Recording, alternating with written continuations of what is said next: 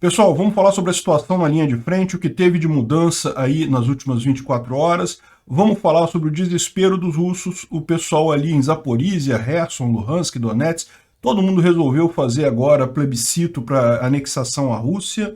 Vamos entender isso e também uma lei nova que passaram lá no parlamento russo proibindo deserção, hein? Olha que coisa, vamos entender o que é isso.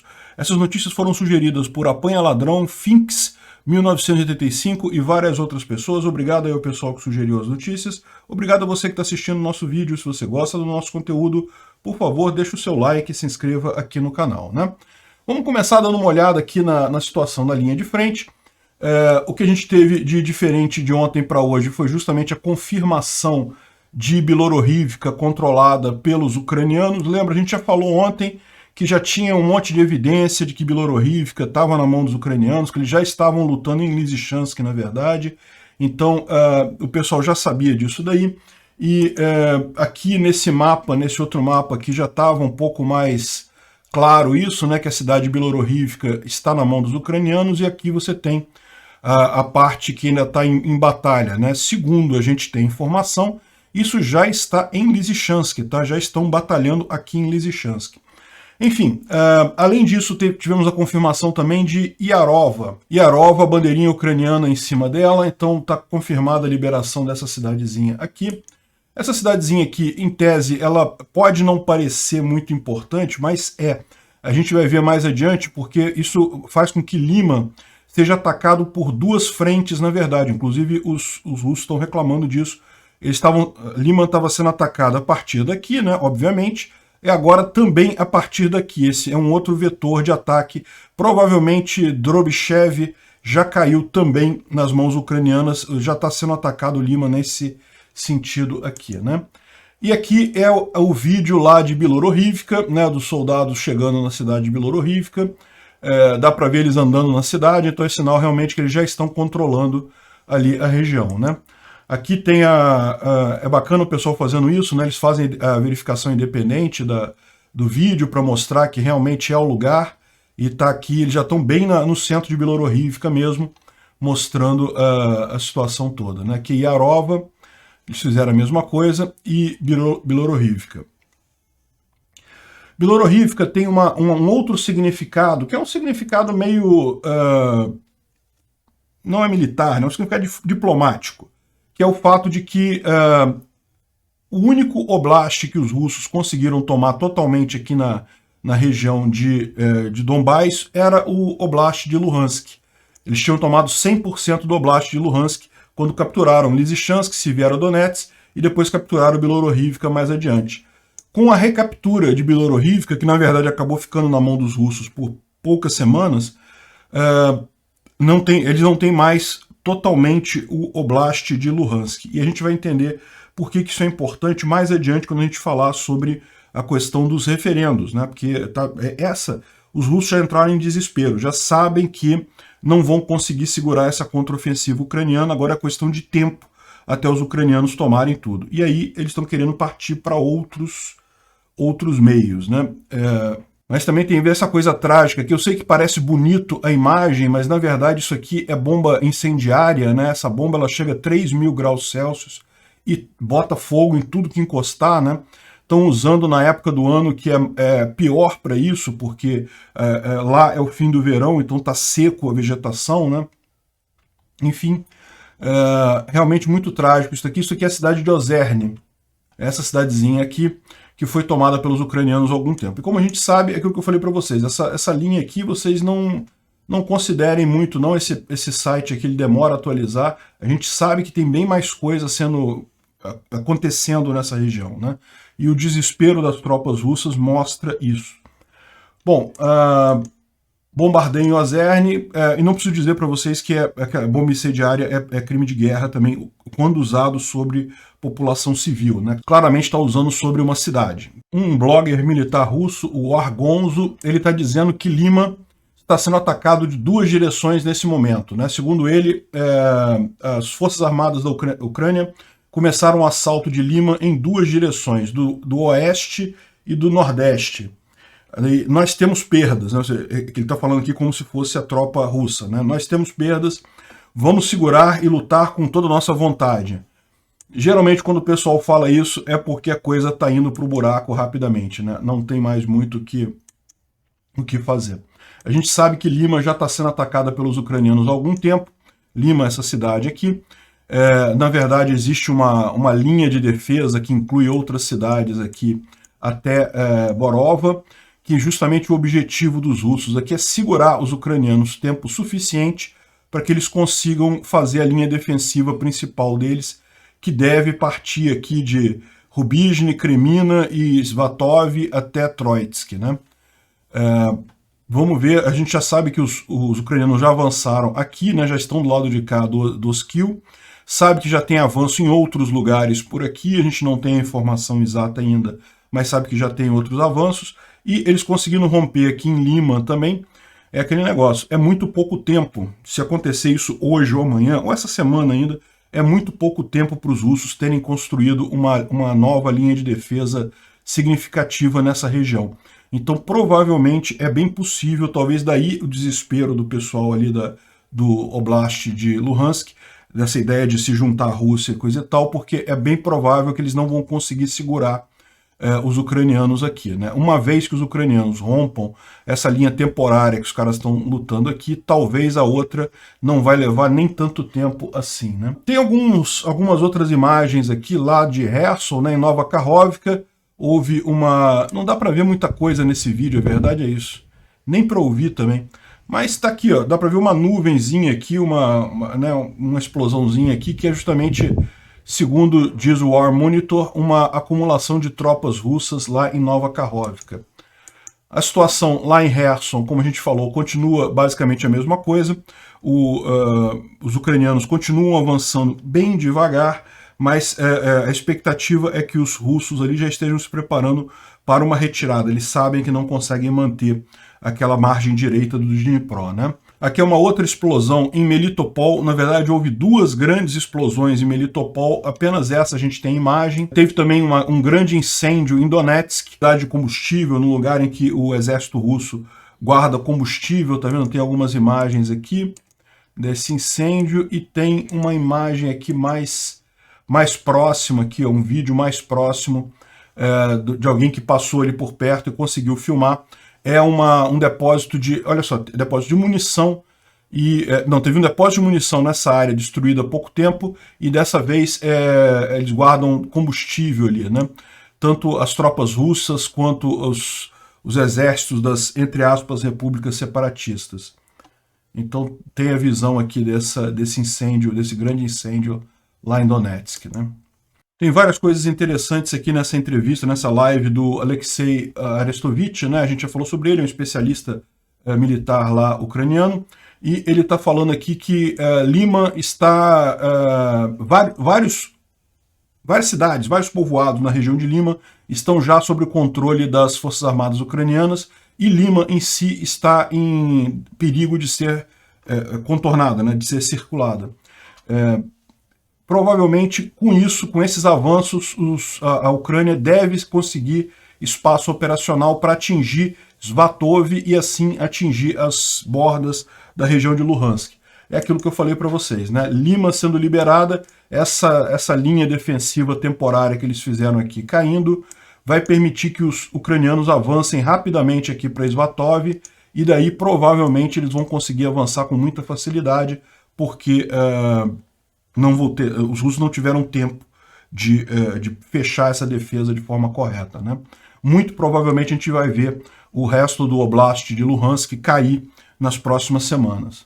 Isso fez com que as repúblicas separatistas, entre aspas, né, de Luhansk e Donetsk, resolvessem fazer referendos rápidos. Fazer referendo para juntar-se à Rússia. Por quê? Na visão dessas pessoas, na visão dos líderes militares ali daquele local, essa é a única maneira de se proteger. Por quê? Porque, em tese, se for território russo, uma agressão, uma invasão ucraniana seria uma agressão ao território russo. Isso deixaria os ucranianos mais receosos e coisa e tal, com mais medo, evitariam fazer esse tipo de ataque direto. É nesse tipo de coisa que eles estão se baseando, né? E é importante a gente notar que nenhum dos territórios está totalmente nas mãos dos russos, ou seja, se você pegar o Oblast de Luhansk, tem lá Bilorivka, que está agora no lugar, está na mão dos ucranianos. O Oblast de Donetsk está quase 50% para cada lado. Zaporizhia e Kherson também estão quase todos tomados, mas tem ainda um pedaço ainda na mão dos ucranianos. Então, no final das contas, esse é o grande problema. Por quê? Esses governos temporários que foram colocados ali, que é governo fantoche, tá? Aquele ali é russo. Eles podem fazer o referendo, vai ser um referendo falso, eles sabem disso, ninguém se importa com quem que as pessoas vão votar, né? Numa situação dessa, não tem como garantir lisura de eleição, não tem isso. Mas supondo que ganhe a anexação à Rússia, lembra, isso tem que ser colocado para a Rússia para fazer a anexação. Será que Putin vai querer, a essa altura do campeonato, fazer esse tipo de coisa? Isso é um problema. Por quê? Porque ele já vai estar comprando uma briga que aí ele não tem mais como sair dela, porque né, ele vai estar considerando que é o ataque à Rússia. Lembra que eu falei para vocês que o grande medo do Putin é justamente esse troço chegar na Rússia, porque ele acha que o objetivo da OTAN é destruir a Rússia. Então que a OTAN está precisando só de uma desculpa para entrar como parte nessa guerra e daí ser uma guerra completa. Se ele declara que Luhansk, Donetsk, Zaporizhia e Kherson são partes da Rússia, então a Rússia já está em guerra, o território dela já está sendo tomado. Então você já tem a liberdade de começar a invasão do território russo propriamente dito, né?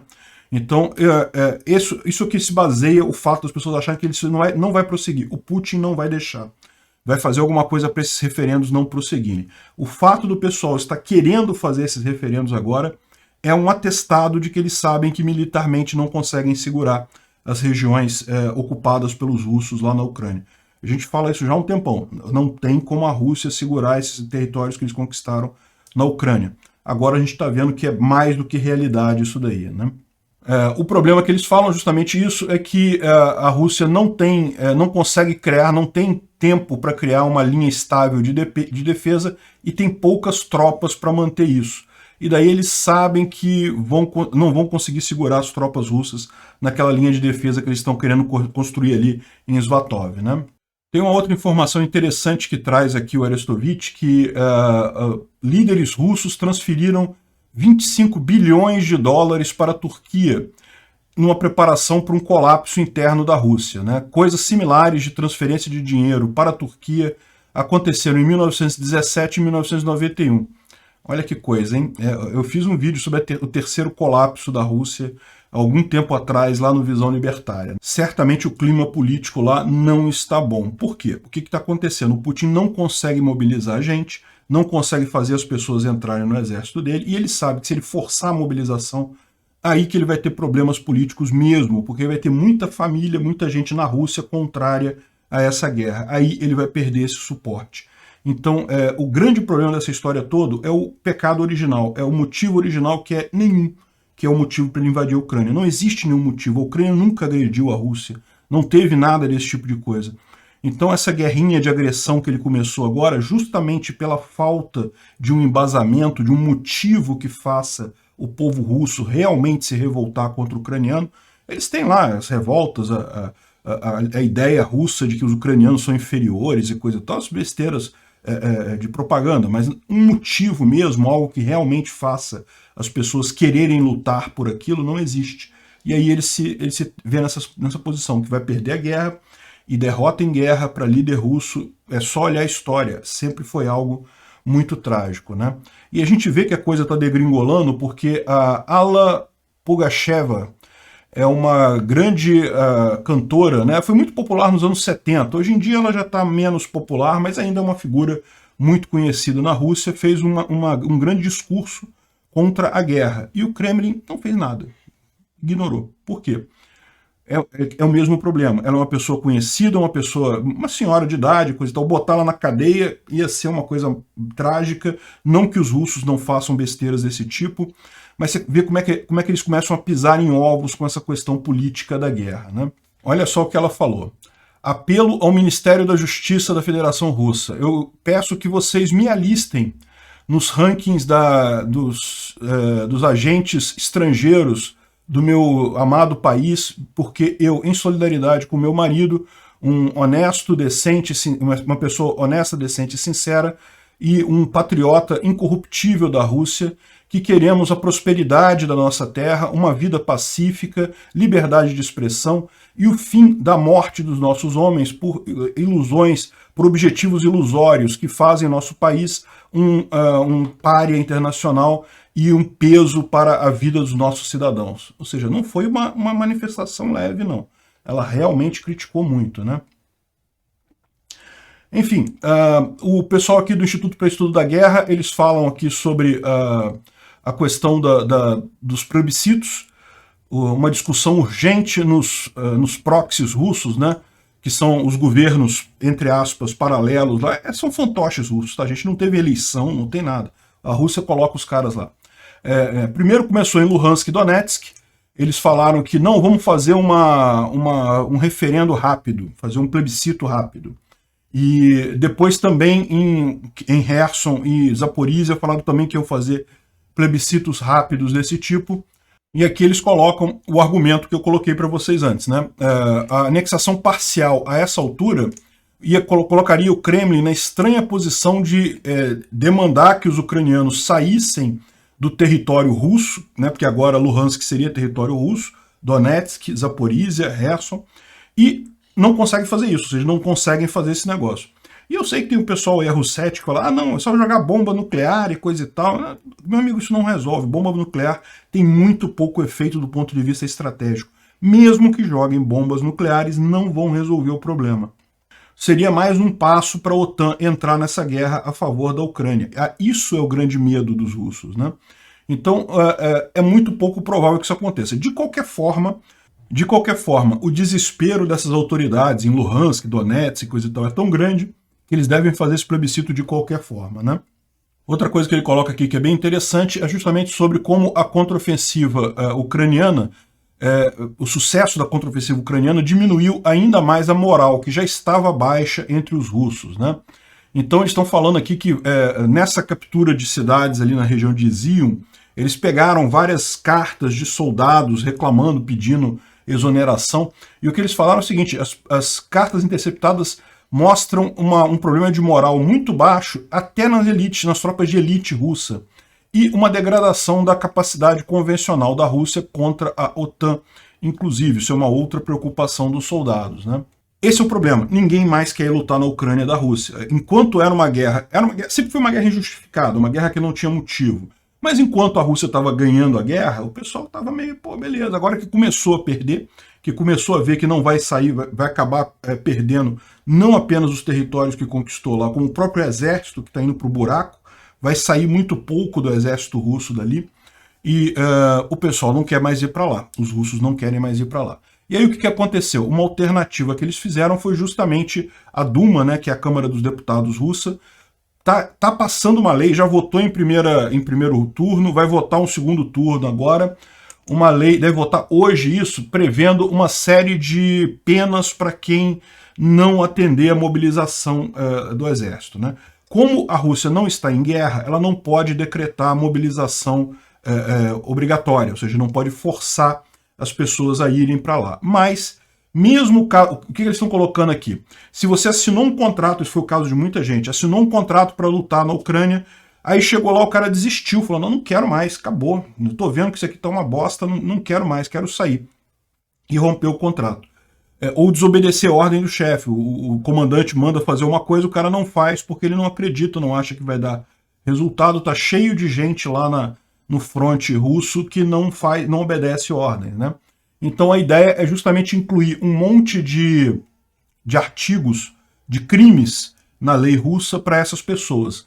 Então, por exemplo, se render passa a ser crime. O soldado russo que se rende para os ucranianos agora é um criminoso. Roubar também civis é crime. Ih, mas vai ter que prender a tropa russa toda, hein? Com até 15 anos de prisão para roubo, né? Tem mais coisa aqui, né? Ele fala que saída não autorizada da unidade durante o período de mobilização. E aí seria punido por 10 anos, 15 anos, enfim, um monte de coisa aqui. Não obedecer, refuseniks, né? Não obedecer a ordem do comandante, também agora da cadeia e coisa e tal.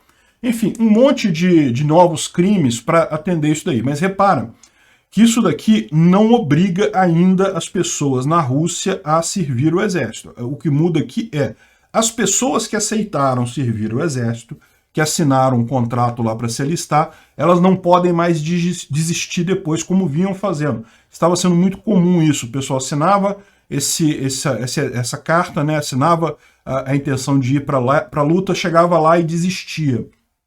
Isso,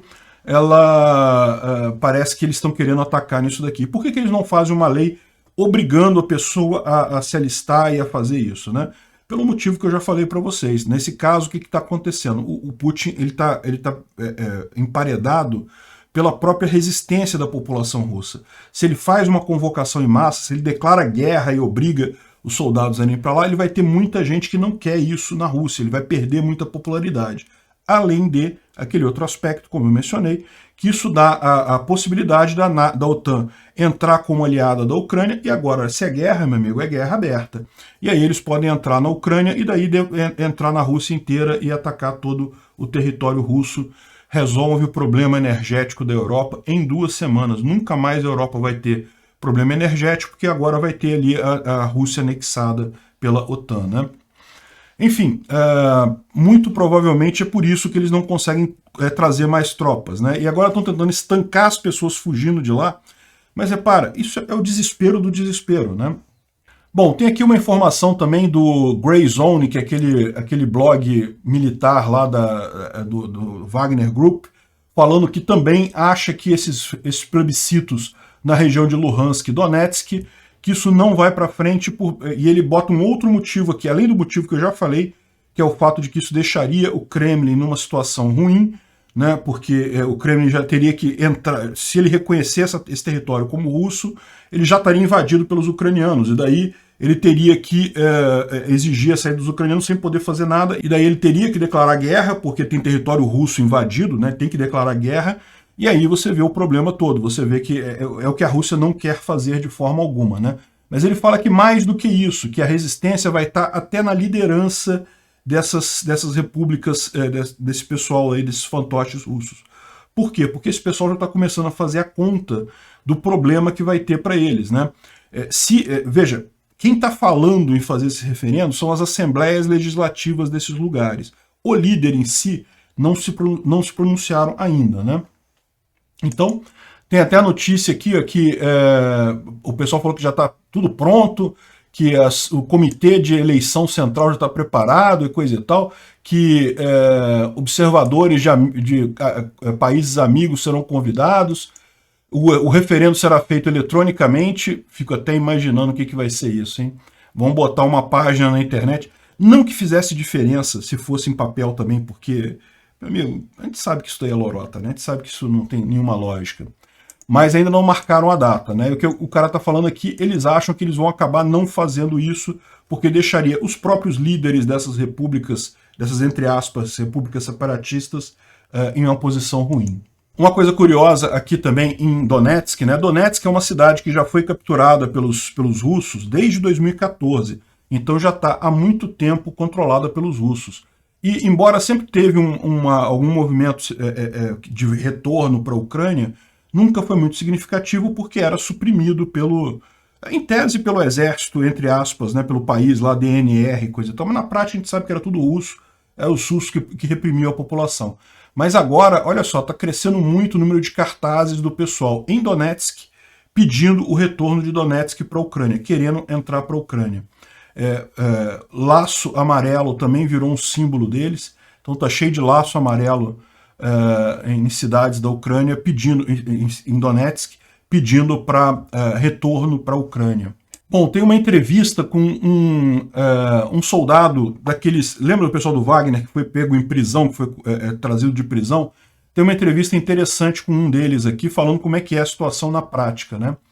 E aí ele está dizendo que eles conseguiram pegar uma porcentagem significativa, ao contrário do que a gente tinha ideia, de que poucos presidiários aceitaram esse tipo de coisa. No caso do Grupo Wagner, até 96% de alguns presídios aceitaram a proposta do Wagner. Então estão falando em 9 mil presidiários que estão sendo colocados na frente de batalha, né? E eles são dados, lógico, os piores trabalhos possíveis, e o aviso é que tem a coisa chamada de nulificação. O que é a nulificação? Esses criminosos, qualquer coisa que eles façam, se eles desobedecerem uma ordem, se eles tentarem fugir, qualquer coisa que eles façam de errado, a pena é pena de morte imediata. Então não tem isso, né? E esse cara acabou sendo capturado pelos ucranianos, então essa entrevista foi dada por isso. E eles têm um treinamento de uma semana, ou seja, o cara não aprende nada numa semana, não aprende coisa alguma. E acabam não tendo acesso a armas e nas condições são as piores possíveis para eles. É aquilo que a gente imaginava mesmo, né? Bucha de canhão, vai ser usado para morrer na linha de frente. E a única informação que a gente tem aqui, que é uma coisa que evita alguns problemas, tipicamente nesses casos são unidades só de prisioneiros. Então você não está misturando tropas regulares com tropas de prisioneiros. Tem alguns frontes ali de defesa, algumas coisas que são só prisioneiros trabalhando. Enfim, é o tipo da coisa que vai fazer muito pouca diferença no final, né? Bom, houveram relatos de vários discos voadores ou objetos voadores não identificados no céu de Kiev. E é lógico, como a gente está numa guerra, podem ser alguma forma de espionagem, de defesa aérea, não se sabe o que é, né? Ou pode ser aliens chegando aqui no nosso planeta, né? Eu vou deixar esse caso aqui, eu já encaminhei esse caso para o departamento correspondente aqui em casa.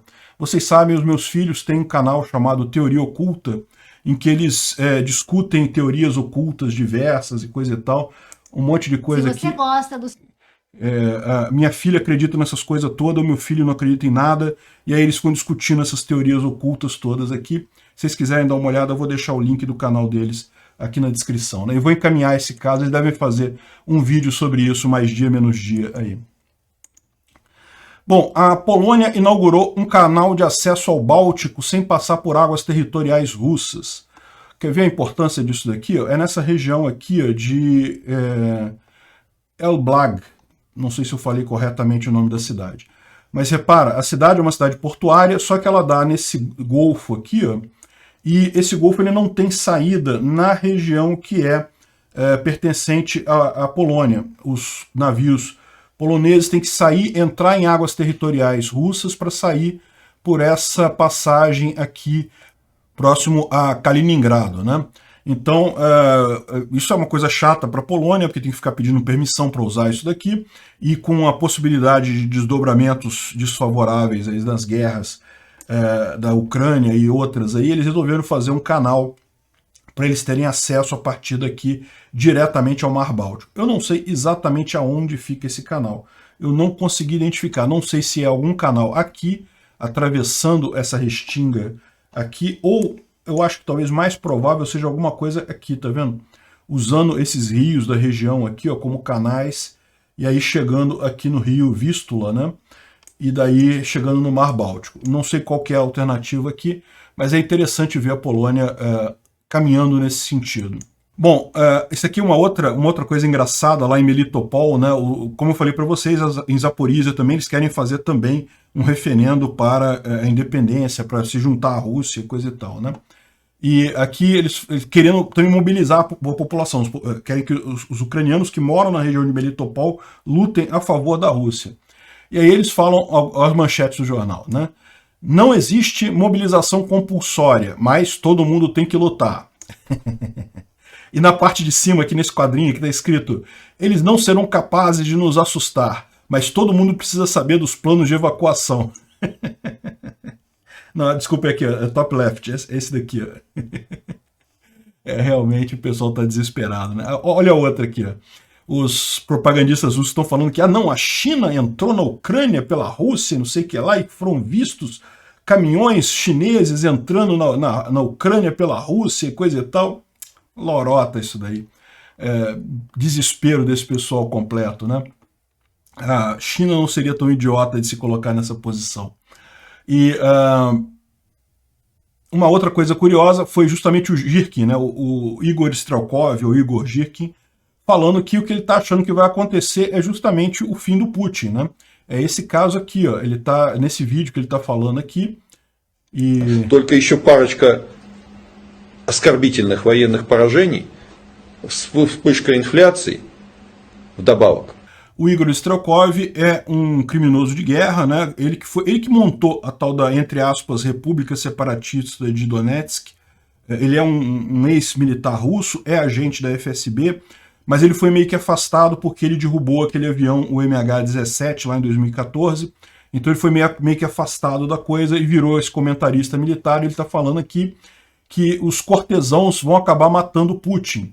E tudo que vai precisar agora é um pequeno aumento da inflação na Rússia, ou então mais mortes militares, mais derrotas militares para acabar com ele, né? Eu não descarto isso não, o que eu estou falando, a situação lá na Rússia está bastante complicada mesmo para o Putin, né? Nunca deu bom para líder russo perder guerra. E a comunidade europeia deu uma boa notícia para a Ucrânia, aprovou um financiamento de 5 bilhões de euros de ajuda financeira mesmo. Não é militar isso daqui, mas você pode imaginar, a Ucrânia está lutando uma guerra, então o país não está bem financeiramente, evidentemente. Muito da colheita não pôde ser colhida, muito das fábricas deixaram de funcionar, então a economia teve uma queda significativa. Então isso aqui é mera ajuda financeira para manter a Ucrânia no ar, e isso é uma coisa extremamente positiva, extremamente necessária, né? Bom, o McDonald's, uma outra boa notícia para os ucranianos, o McDonald's está reabrindo na Ucrânia, né? Ele saiu de lá quando começou a guerra por medo de botar os funcionários em risco, né? Então não foi por retaliação como na Rússia eles saíram porque discordavam da política na Rússia, né? Dessa invasão toda. Na Ucrânia não, eles saíram para não colocar os empregados em risco, mas estão voltando agora, estão reabrindo as lojas. Parece que num primeiro momento vai ser apenas abrir para entrega, delivery, mas que num próximo passo eles vão começar a atender novamente em lojas normais lá na Ucrânia, né? Bom, um problema que a Ucrânia tem, que é significativo lá nesse momento, é vidro. Está faltando vidro na Ucrânia. Dá para imaginar por quê, né? A Rússia vive bombardeando. Mesmo que a bomba não caia no seu prédio, não destrua o seu prédio, uma bomba dessas acaba quebrando vidraças, quebrando vidro. E você pode achar que vidro é uma besteirinha e coisa e tal, mas olha só, no inverno isso vai fazer diferença. Então isso é um problema que o pessoal tá colocando, que é urgente mandar vidro para a Ucrânia porque eles estão com deficiência. O preço do vidro lá já subiu. E eles precisam consertar o máximo possível antes do inverno, né? O inverno realmente é algo complicado lá naquela região. Bom, o Brasil vai... olha só, isso aqui é típica manchete de jornalista brasileiro querendo espizinhar Bolsonaro, né? Brasil terá reunião com Rússia e ignora Ucrânia na Assembleia Geral da ONU. Não foi isso, nada disso que aconteceu. O que aconteceu é que a comitiva brasileira chegou lá na ONU, o Bolsonaro vai falar daqui a pouquinho, infelizmente não vai dar tempo de eu esperar o Bolsonaro falar para fazer esse vídeo, então esse vídeo vai sem a fala dele. A gente vai falar no vídeo de amanhã sobre o que eventualmente que ele falou, né? Mas o que aconteceu? O embaixador brasileiro pediu uma reunião com o Lavrov. Não falou sobre o que era a reunião, pediu uma reunião com o Lavrov e não tinha nada programado com a Ucrânia. Então, assim, ignorou a Ucrânia. Não tinha nada programado com a Ucrânia. Não foi que ignorou, não tinha nada programado mesmo. O que teve de novidade foi esse contato com o Lavrov. Aí você pode falar, pode significar que o Bolsonaro vai mais uma vez ceder para a Rússia, vai mais uma vez falar a favor da Rússia nisso daí. E é uma possibilidade, eu não sei como é que vai ser o discurso dele. Mas pode significar também que ele está avisando o Lavrov que, olha, a gente desistiu desse negócio de cooperação com a Rússia e a gente vai assumir uma outra posição aqui no discurso de hoje. Pode ter sido isso. Vamos ser positivos, vamos aguardar o discurso dele para ver o que é, né? Segundo o pessoal da Gazeta do Povo, a ideia da equipe de Bolsonaro é um discurso de forte apoio à Ucrânia, mais focado na situação interna do Brasil. Então o Bolsonaro deve falar principalmente sobre situação interna brasileira, mas prometeu um forte apoio à Ucrânia. Vamos ver o que vai vir daí, né? No vídeo de amanhã a gente comenta isso, se você tiver curiosidade. Quando esse vídeo sair, já deve estar já perto do discurso do Bolsonaro lá na ONU. Obrigado por assistir o vídeo até o final. Além de curtir, compartilhar e se inscrever no canal, considere se tornar patrocinador com valores a partir de R$ 1,99. Clique no botão Seja Membro abaixo para saber as condições e vantagens de patrocinar o canal. Mais informações sobre o nosso projeto, visite nossos sites indicados na tela.